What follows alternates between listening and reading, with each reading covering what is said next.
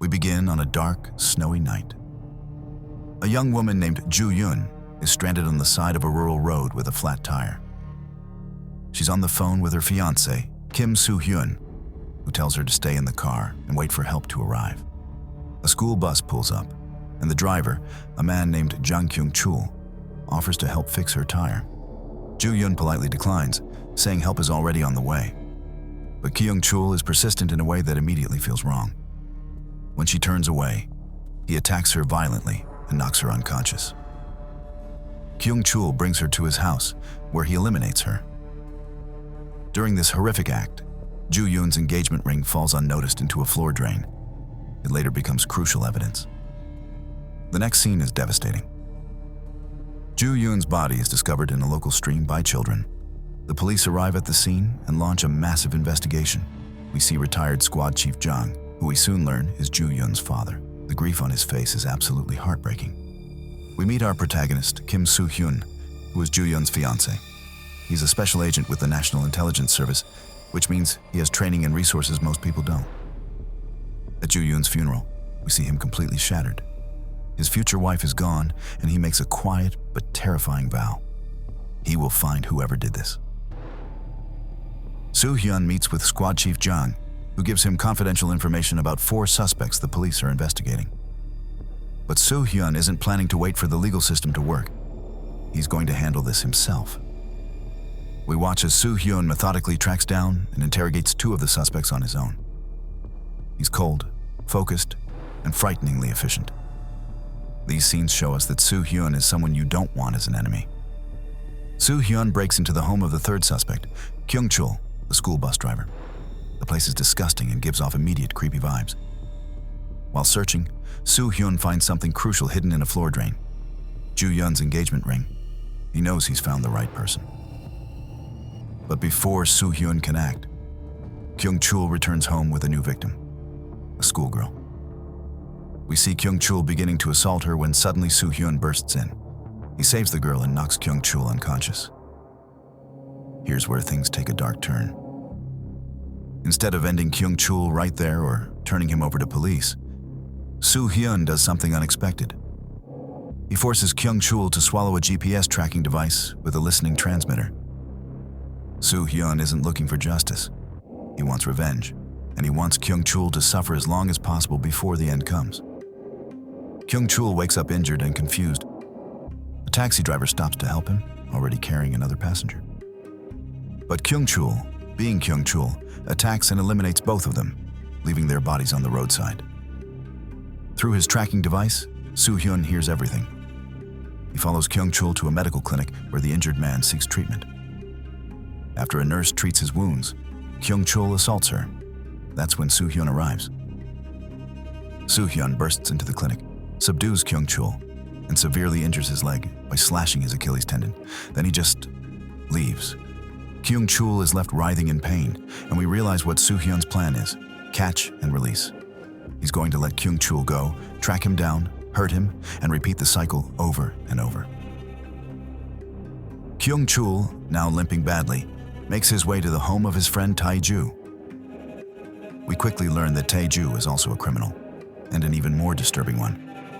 He lives with his girlfriend Se-jung, and the 3 of them discuss Kyung-chul's situation. Tae-ju, being experienced in this kind of thing, tells Kyung-chul that whoever is tormenting him must be connected to one of his victims. That's when Kyung-chul has a realization. He remembers Ju Yun's engagement ring and connects it to Soo-hyun's matching wedding band. Now Kyung-chul knows who's hunting him. Soo-hyun tracks Kyung-chul to Tae-ju's house and breaks in, incapacitating all 3 of them. The next day, Tae-ju and Se-jung are arrested by the police and taken to the hospital while still unconscious. Meanwhile, Soo-hyun takes Kyung-chul to receive medical treatment, with help from a trusted subordinate at his agency. While recovering, Kyung-chul overhears Soo-hyun talking with his subordinate about the tracking transmitter inside him. Now that he knows about the device, Kyung-chul comes up with a plan.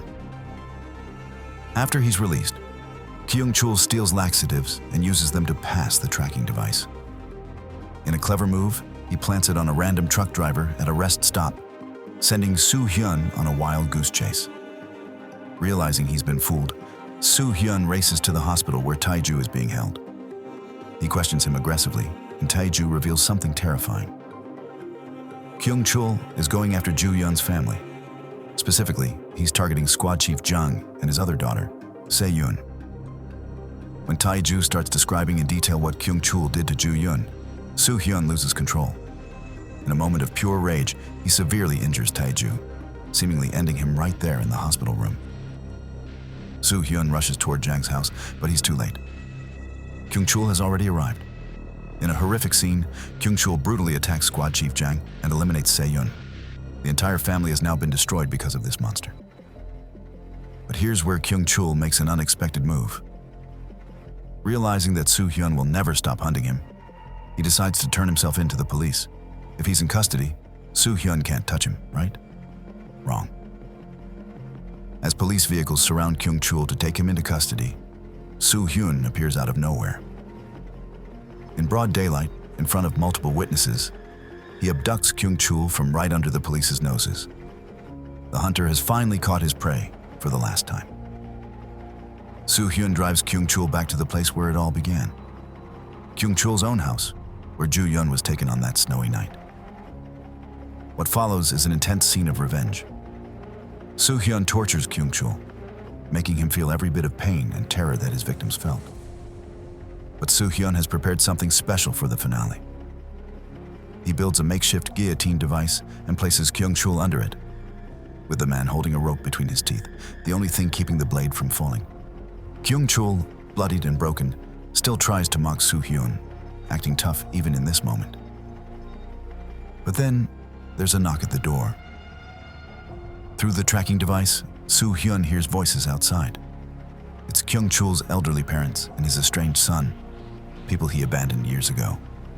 They've traveled to visit him, not knowing what kind of monster he has become. As the family opens the door and enters, the rope slips from Kyung-chul's teeth. The blade falls. The family's screams fill the air as they discover what's happened. In the final shot, we see Soo-hyun walking away from the house, listening to the family's anguish through the transmitter he left behind. And then, something breaks inside him. He begins crying uncontrollably, completely breaking down as he stumbles down the road. Soo-hyun got his revenge. But at what cost? And that's I Saw the Devil. This movie asks some tough questions. What does revenge actually accomplish? Can you defeat a monster without becoming one yourself? And once you cross certain lines, can you ever come back? Soo-hyun started as someone seeking justice for the woman he loved. But by the end, he's destroyed multiple lives, traumatized an innocent family, and lost his own humanity in the process. The final scene, where he breaks down crying, shows us that revenge didn't heal him. It just created more pain and trauma for everyone involved. The title, I Saw the Devil, is brilliant because it works on multiple levels. Yes, Soo-hyun saw the devil in Kyung-chul, but by the end, he also saw the devil in himself. He became the very thing he was fighting against. This film is a masterpiece of psychological horror and moral complexity. It doesn't give us easy answers or make us feel good. Instead, it shows us the dark places the human heart can go when consumed by grief and rage. So what do you think? Was Soo-hyun justified? Did he go too far? Could there have been another way? Let me know in the comments below. I'd love to hear your thoughts on this intense film. If you enjoyed this recap, please give it a thumbs up and consider subscribing to the channel for more movie breakdowns like this. Hit that notification bell so you don't miss future videos. Thanks so much for watching, and I'll see you in the next one.